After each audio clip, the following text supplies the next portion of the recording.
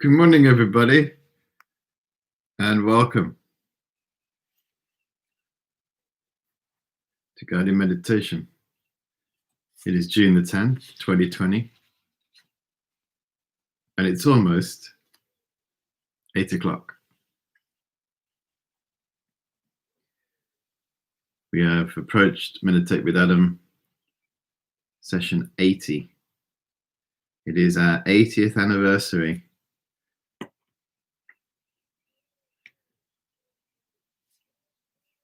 These landmarks are coming round thick and fast.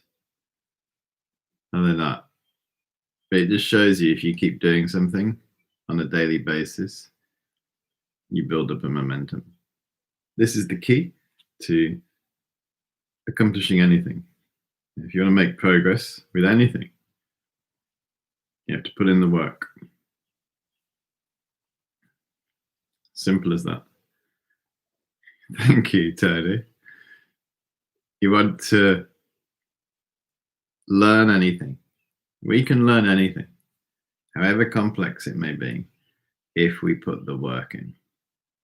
We can make change, internal, external, if we put the work in. We have to look in our mind and see whether we're up for that. If you engage in meditation day after day after day after day after day, you do build up momentum. And as I've been explaining the past couple of days, if you try to take your meditation into your everyday life, and try to apply what you've learned here, your experience, anything that you've learned in the meditation, any feeling, any special feeling of peace, try to apply that into your daily life. This meditation, we say, my mind is like the sky. My thoughts are like clouds in the sky of my mind. Yeah. We sit here and observe that. We calm the mind down. Calm mind is very powerful. It's much more powerful than a mind that is loud and forceful. That seems as though it has more power initially, and it seems as though that's the way to create some change on the surface. But a peaceful, controlled mind is infinitely more powerful than that. You know, we step back from our thoughts. We realize that with our thoughts, we create the world. We step back from them in meditation. When we go out into our day after this meditation, wherever we go, and we interact with people, but we just have our own thoughts, which we need to contend with, we'll start to distance ourselves from them, see them for what they are, and not always act upon them. For example, we could feel lonely about something. Just feel lonely after this. Maybe some sense of loneliness, isolation. And immediately when we get that feeling, we distract ourselves from it so we don't have to have the feeling. That could be just going on the internet and watching something. Whatever our latest mode of distraction is, it could be just eating something or just drifting off. So we don't have to have that feeling. Nobody wants to feel lonely, do they? We don't want that emotion. We don't want to feel lonely. Or we may think, I need to speak to somebody. I need to send someone a message. I need to go online and find a virtual friend to chat with. I need to spend time with someone, then I'll feel better. We may temporarily feel a bit better. Yeah. because we have pacified that emotion. But what is helpful to appreciate, if we look deeper, the emotion is still there.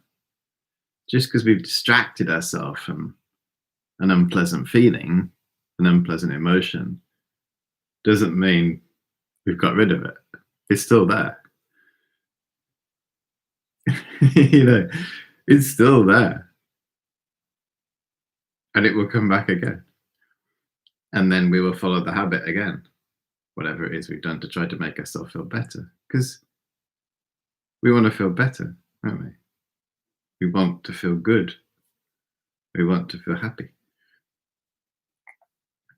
When we have unpleasant feelings and emotions, we don't want them. And we distract ourselves from them. That's natural, isn't it? It would be natural to do that. But now, if we've trained in this meditation, we've understood, or getting some insight, that the way to really feel better is not to distract ourselves from the emotion. It's to see it for what it is. It's radical, really. It's a radical shift in our mindset. And it can't come overnight. I mean, the intellectual understanding can, but it requires you to carefully reflect and be fearlessly step back from our emotions when they come, not to run away, to approach them head on. That, okay, here's a feeling of loneliness. Here's a feeling of sadness. Here's a feeling of disappointment. And then mentally step back from it, see it, and let it pass.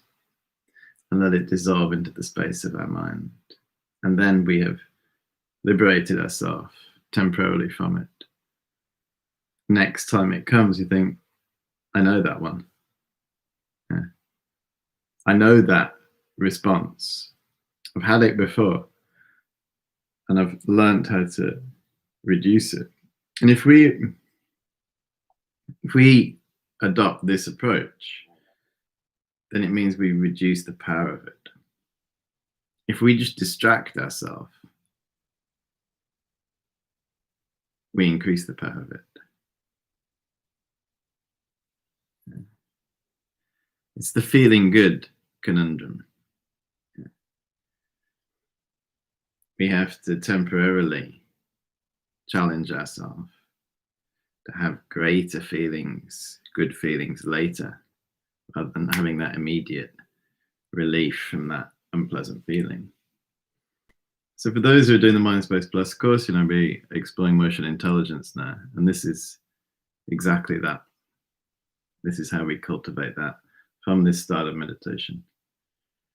The key when we're meditating is to not do anything, not try too hard, not push. Take the ego out of the way, if possible. Dissolving into that vast space. Usually, we're the center of attention. Are we not? That's egocentric. Egocentric perspective. It's all about me. When we see something going on in the world, we always bring it back to ourselves. What about me? As opposed to what about them? And this is a huge issue. It's deep. And when we're meditating, this sense of me, I'm meditating. Try to dissolve that into this generous, compassionate attitude. This is about everybody, not about me. Even mentally feeling the difference between me, I'm meditating for me. That feels one way, doesn't it? I'm meditating for everybody. Ooh. There we go. So let's try to meditate for everybody this morning.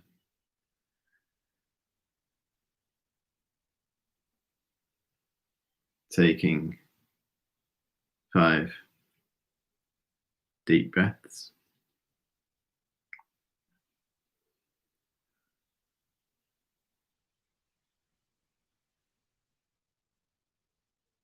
Deep inhalation.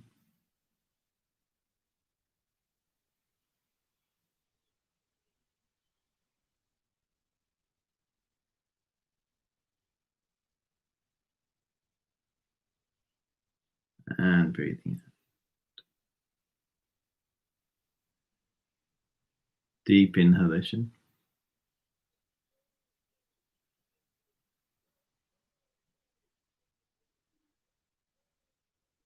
And breathing out.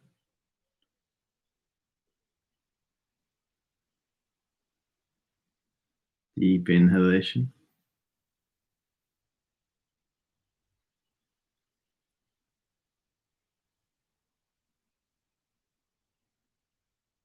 And breathing out.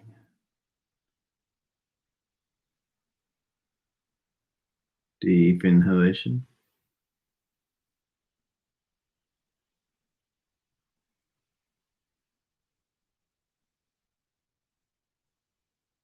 And breathing out.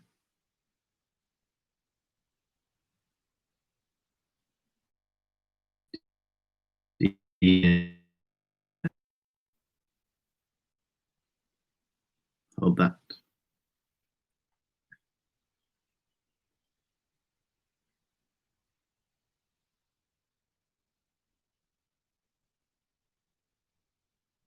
And breathing out.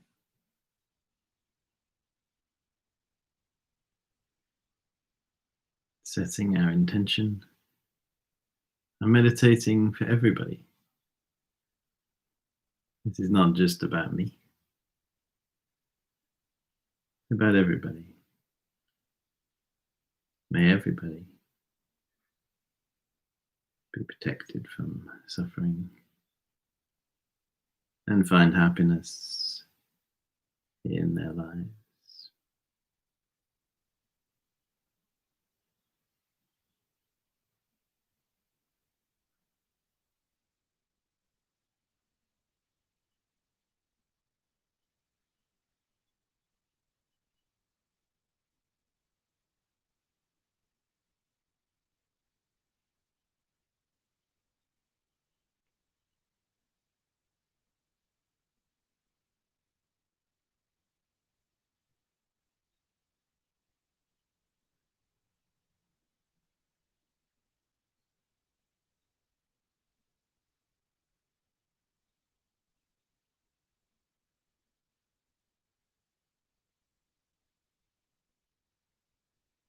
So feel that sense of expansion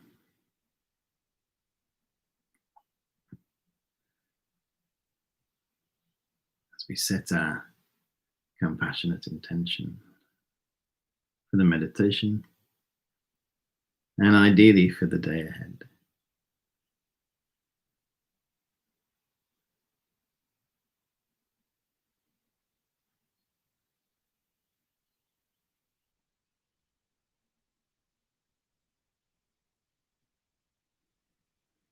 And then to help us get ready for a meditation,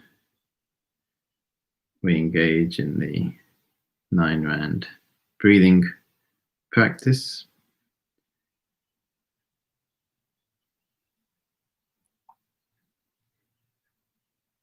Breathing in deeply.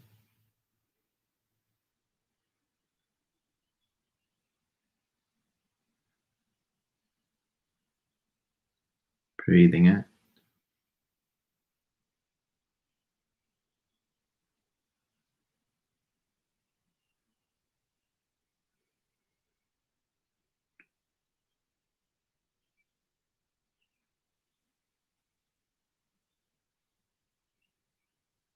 Breathing out.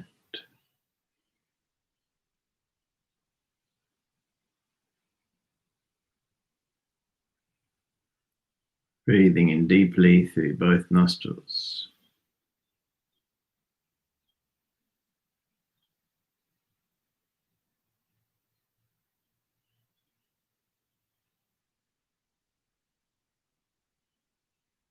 And breathing out 3 times.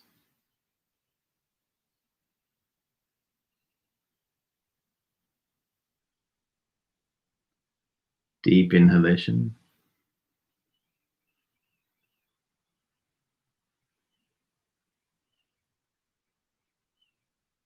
Breathing out.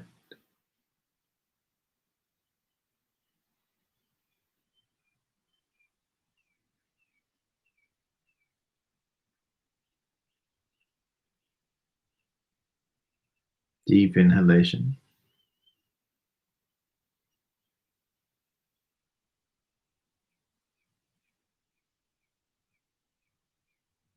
Breathing out.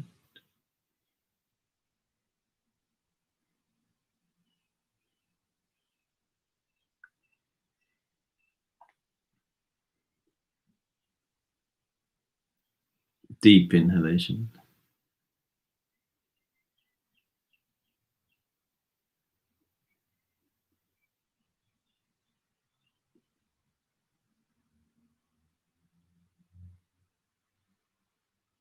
And breathing out.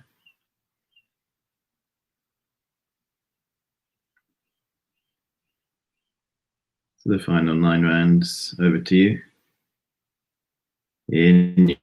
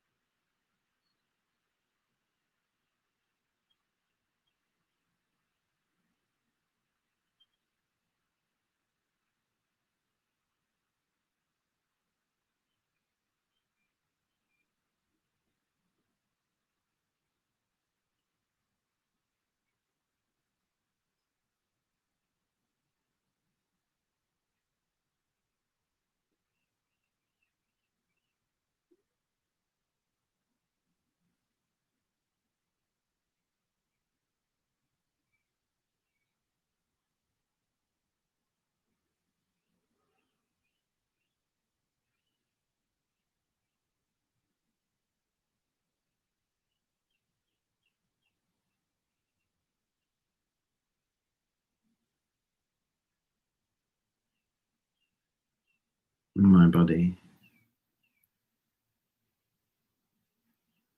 like a mountain.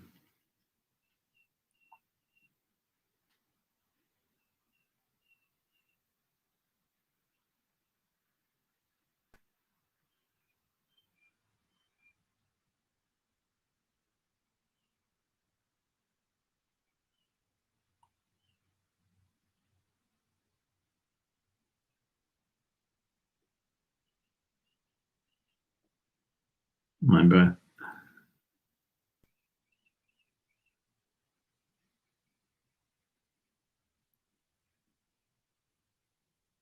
like the wind.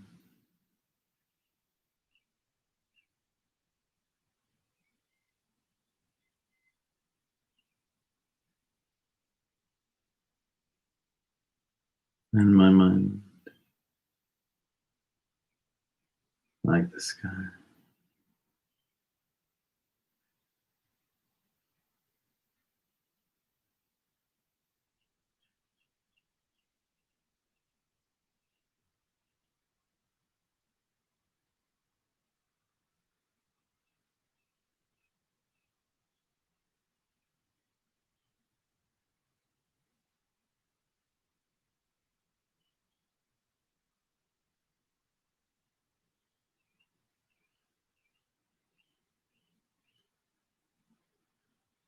My thoughts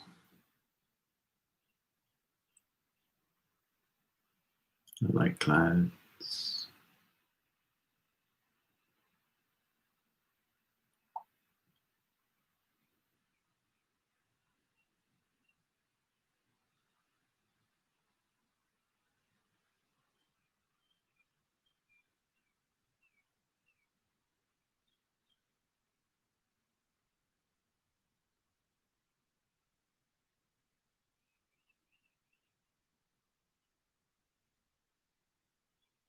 And we abide in the vast sky of our mind.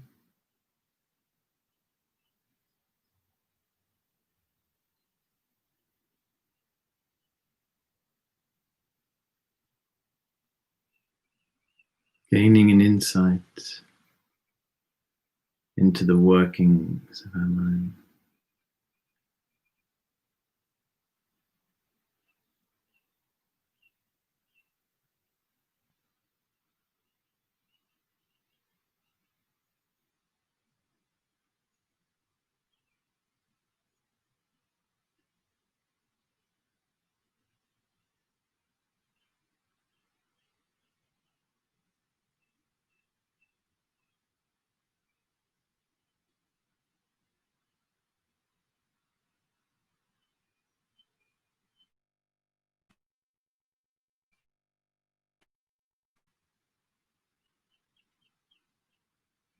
We observe our thoughts, our feelings, our memories, our plans, our lists.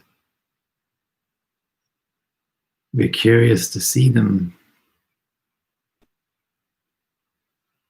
how they arise, how they dissolve. We look at them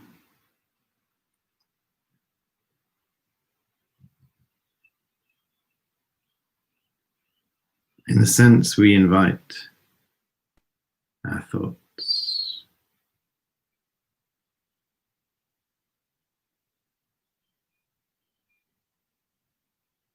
So we can understand them.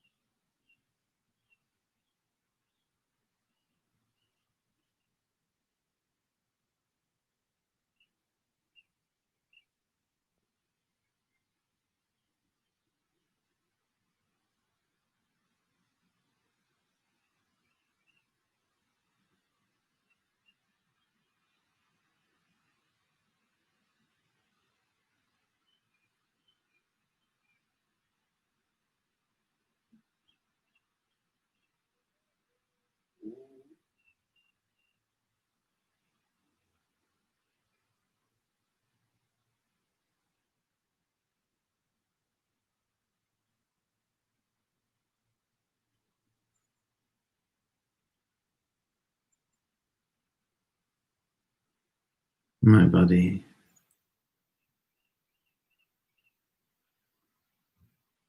like a mountain.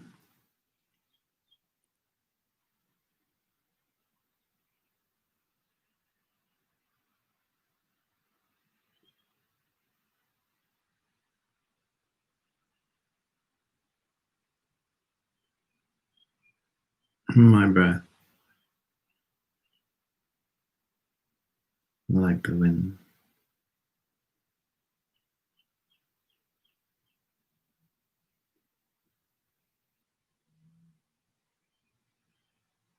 And my mind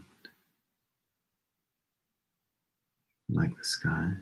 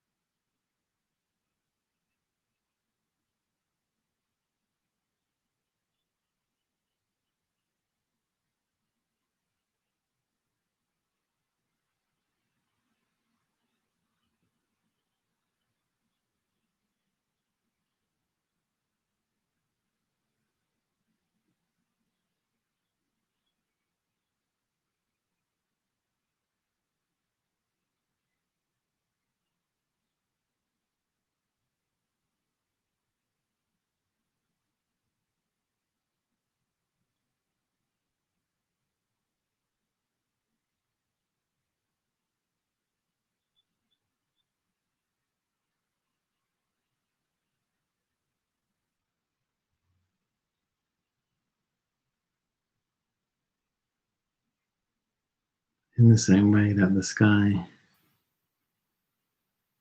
has no boundary,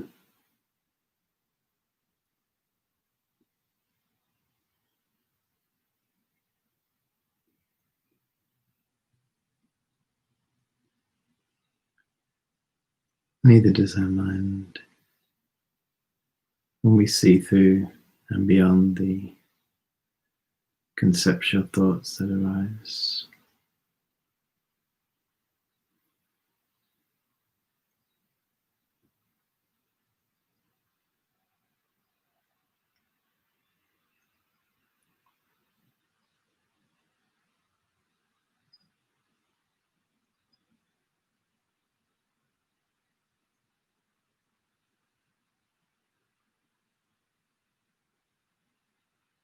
my mind clear, like space, formless,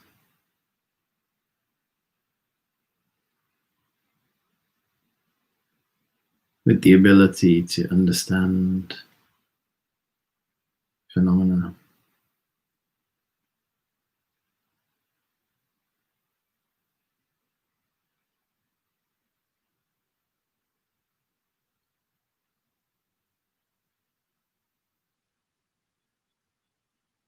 Abiding in the body, but different.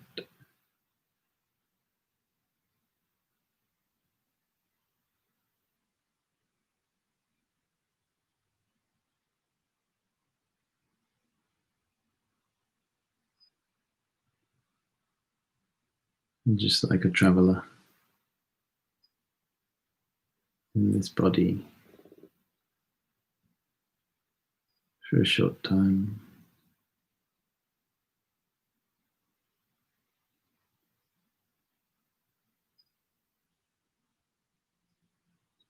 So as our session comes to an end, we make the intention to make the most of this life,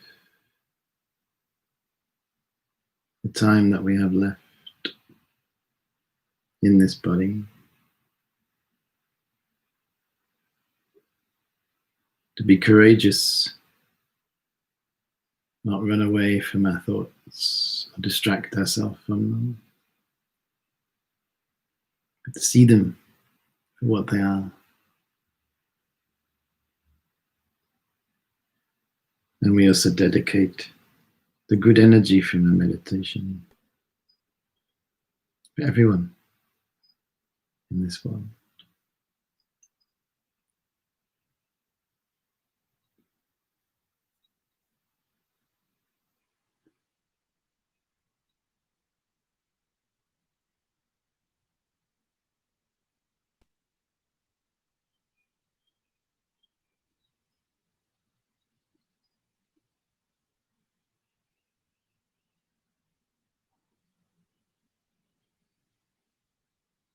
Okay, thank you very much.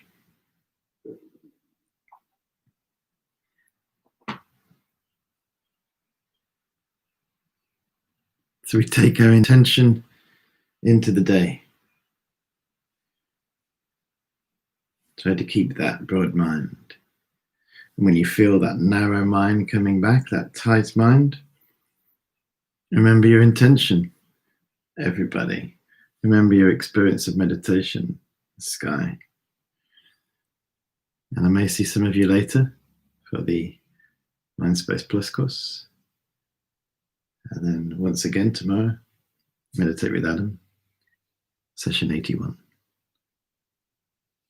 Have a great day ahead, everybody, and bye for now.